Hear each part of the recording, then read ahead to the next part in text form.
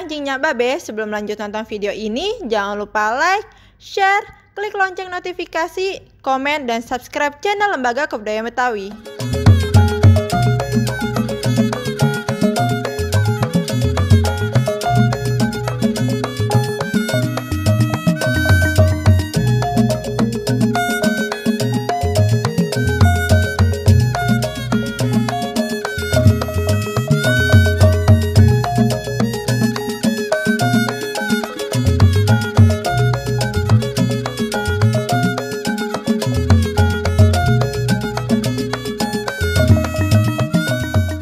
Pembuatan kain batik tidak lepas dari 3 bahan utama. Pertama adalah kain. Yang paling populer digunakan dalam pembatikan adalah kain katun atau mori dan sutra. Meski ada juga yang menggunakan rayon atau santung, campuran rami kapas, bahkan wol. Bahan baku utama yang kedua adalah lilin atau malam. Bahan ini digunakan sebagai perintang warna atau penutup permukaan kain sesuai motif agar tidak tercampur dengan warna lain yang tidak diinginkan.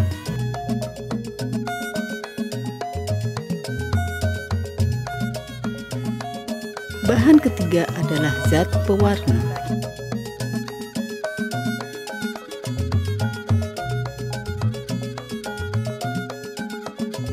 Proses pembuatan batik dimulai dari mendesain corak atau motif.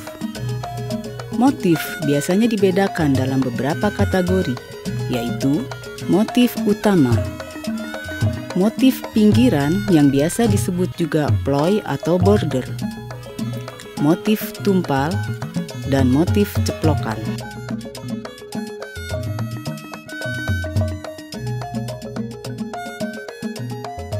Membatik tentunya tak lepas dari penggunaan alat-alat. Ada beberapa peralatan utama yang perlu dipersiapkan baik untuk proses pembuatan batik tulis maupun batik cap. Peralatan-peralatan tersebut terdiri dari pensil dan kertas karkir atau kertas minyak untuk menggambarkan desain motif. Meja gambar khusus untuk batik tulis. Meja ini beralas kaca yang dilapisi kain katun putih pada bagian atas dan ditempel lampu neon pada bagian bawah. Kain putih berfungsi untuk menahan kertas yang akan dijiplak agar tidak bergeser. Sedangkan lampu neon berfungsi sebagai penerang agar motif yang akan dijiplak tampak jelas. Meja khusus untuk batik cap. Permukaan meja ini datar dan alasnya dibuat beberapa lapis. Tujuannya untuk menyempurnakan perekatan lilin dalam proses pengecapan. Canting atau alat tulis khusus untuk membatik. Alat ini terbuat dari kayu dan plat tembaga. Gunanya untuk menorehkan lilin pada motif yang sudah tergambar di atas kain. Stempel cap. Alat ini dibuat dari plat tembaga yang dipola sedemikian rupa hingga membentuk motif. Fungsi alat ini adalah sebagai pengganti canting pada batik cap. Kompor dan wajan untuk memanaskan atau mencairkan lilin.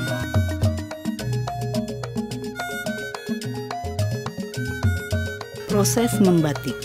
Untuk batik tulis, desain motif digambar di atas kertas karkir atau kertas minyak berukuran 70 x 100 cm. Desain ini biasanya sudah termasuk motif utama dan motif pinggiran atau border. Sedangkan untuk motif tumpal dibuat terpisah. Dari kertas, desain motif kemudian dijiplak ke atas kain yang sudah berpola. Misalnya, apakah kain tersebut akan dibuat sarung, kemeja pria, selendang, dan sebagainya.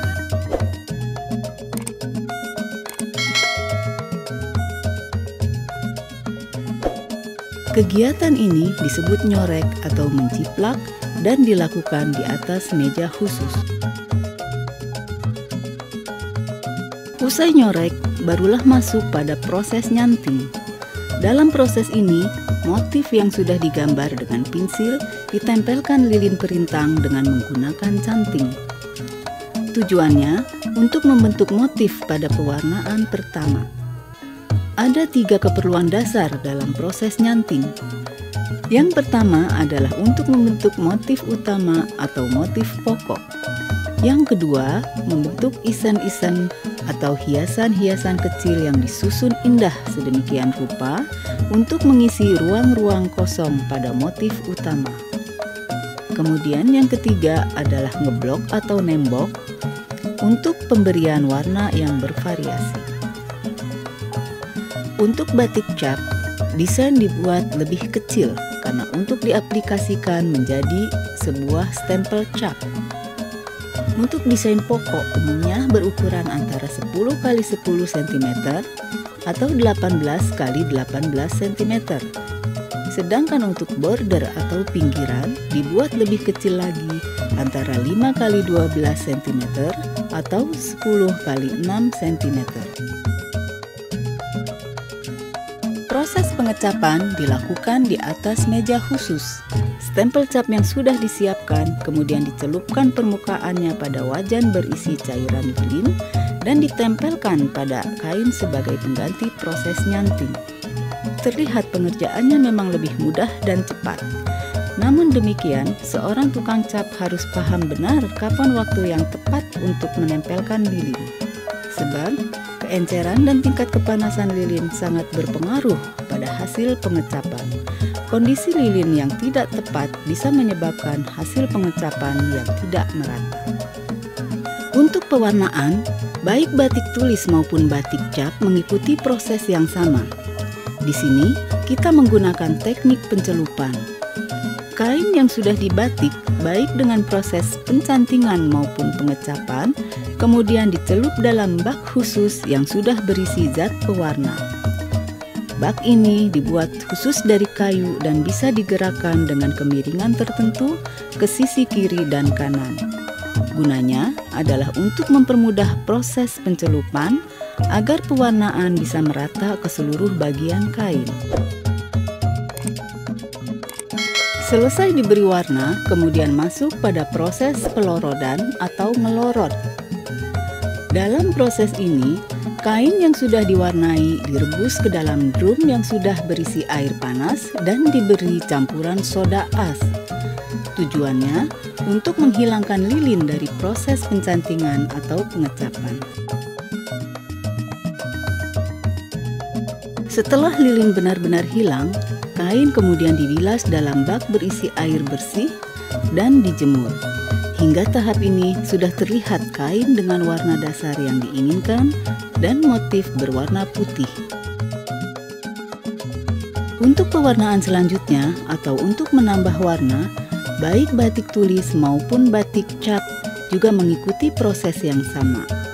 Warna dasar dan warna lain yang ingin dipertahankan kembali dilindungi dengan lilin melalui proses pengeblokan menggunakan canting.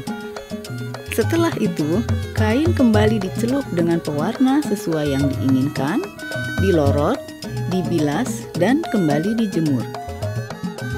Begitu selanjutnya hingga didapat variasi warna yang dikehendaki. Selamat membatik!